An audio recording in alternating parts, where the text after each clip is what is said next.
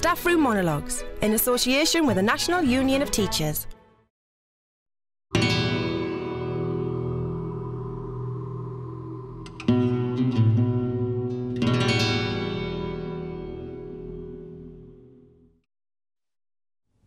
The Road Ahead is a monologue that reminds us that teachers have home lives and personal tragedies. It's a very touching piece and sparkles of humour and is very well crafted and is written by a head teacher from London. I hope you enjoy it.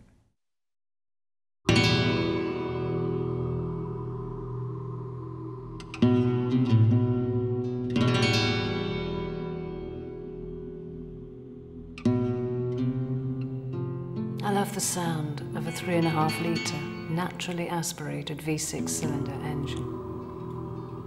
It delivers 272 brake horsepower at 6,000 RPM and goes from 0 to 60 in 5.5 seconds. The SLK 350. Durable, dependable, and beautiful. It's one piece of engineering that will not let you down. So I bought one in silver. My only complaint, to tell the truth, is that it stands out a bit in the staff car park.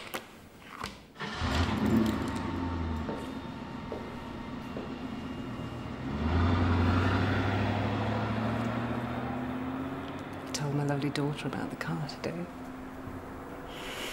She was absolutely livid.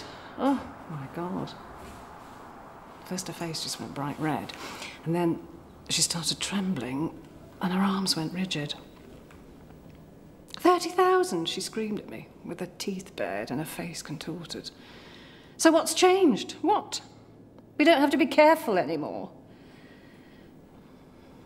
Sorry, love, I just fell in love with her. £30,000 for a car? We only live 6 minutes from the school. Try walking. And she screwed up her eyes like she used to when she was a toddler. I've got 4 years of university to get through. I've got gap years, student debts. I stopped listening. I didn't dare tell her it was nearer 37K. I'd planned to be sensible and buy the 200, you know, the basic compressor, but I just fell in love with the 350. The salesman knew it too. Let's just try it out. Let's just try it out. Jesus, that's like giving you half an hour in bed with Brad Pitt and then expecting you to go back to your husband. Did I like it? Effing bloody mind-bogglingly fantastic. It's worth it. It's worth every penny. I'd pay double. I turned to the salesman. Apart from an incident in a Mini Cooper S when I was just 17, I think I've had my first automotive orgasm. He winked at me. It's obviously a common occurrence in the 350. Not going back to the Astra. Sail in the back. I suppose I should have been a bit more understanding. It's been just the two of us for so long, and Layla's got a whole life ahead of her. She expects her mother to be sensible, not selling off the family silver to buy a roadster. To tell the truth, I've always been like that. Bloody do-gooder, Miss Sensible, Miss Do Your Homework, Miss Make Something of Yourself. I was always saying, life is serious. You've got to work, you've got to make plans. Invest in your own future. And a consultant comes along with some test results. Hardly looking at me, just another middle-aged woman, and tells me, as he's told many before, no doubt, that something on the scan might just take it all away.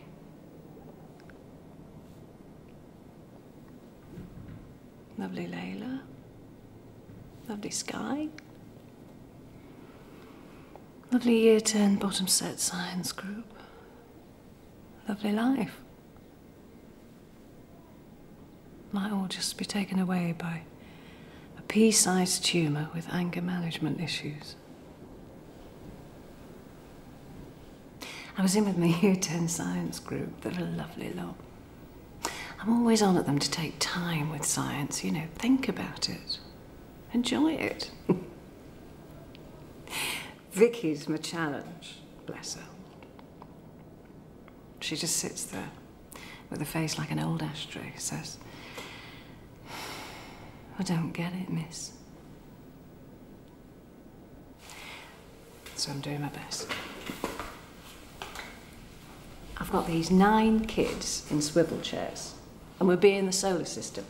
And we're moving and swiveling and turning, and we're trying to see how Galileo proved that, you know, the Earth went round the sun. And I'm grinning all over. It matters, you know, the big picture. Getting them to see the big picture, the past, all of it. Getting them to see not what it means, but that it matters.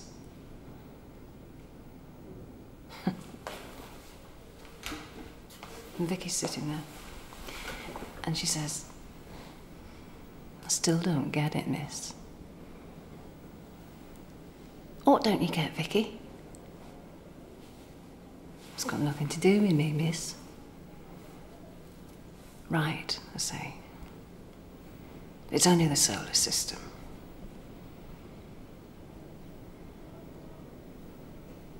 What has it got to do with her?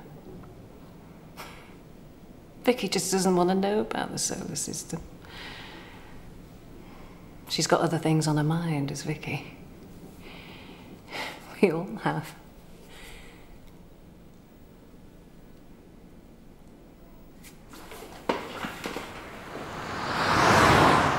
I took Layla out for a spin at lunchtime.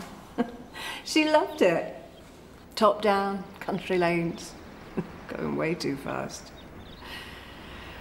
She was screaming, and with tears rolling down her face. We stopped under a tree. It's one of those mother and daughter moments. Perfect, it was. We sat there in the dapple shade and stared straight ahead.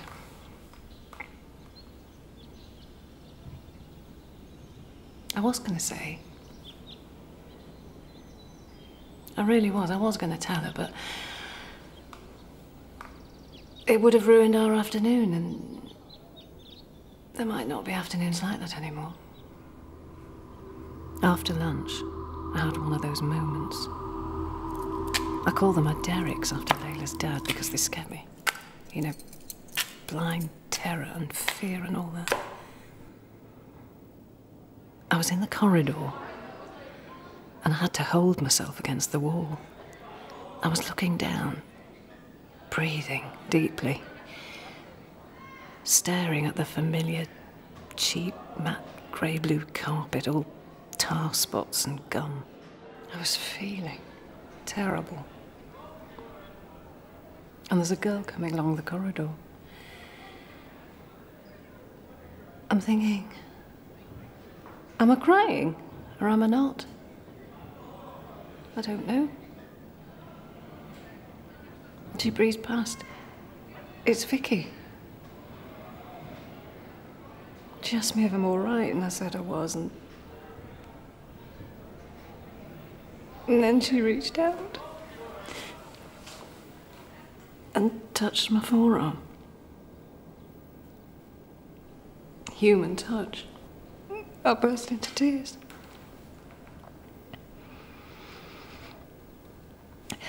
I try to regain myself, and I see that she's got her trainers on again. So I'm saying to her through rolling tears, "Where are your shoes, Vicky?" And she looks at me with real shock. "Miss," she says, "there's more important things in life than shoes." And off she goes.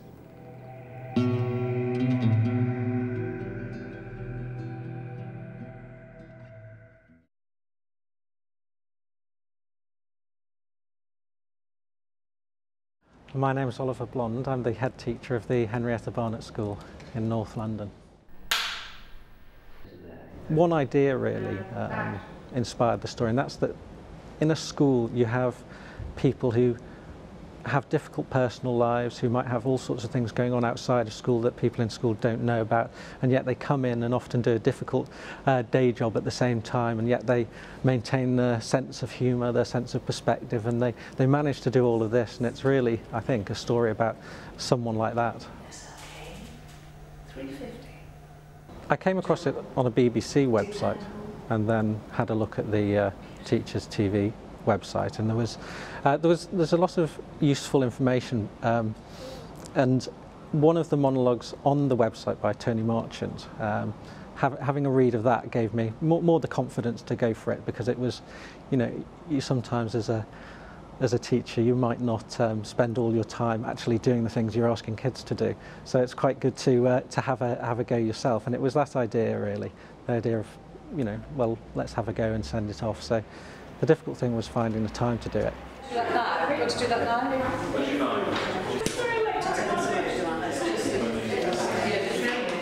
Why I enjoy the writing is part of it, and part that's cathartic and part of it that's relaxing, is trying to be someone you're not and trying to think yourself into someone else's position. So it was just a character that's different from me, and trying to think myself into their story and their life situation. And it is a very different situation than my own, but I think the things that the character comes across are things that we all might come across, and so they're, you know, reasonably universal. Yeah. You've got something you can look at there.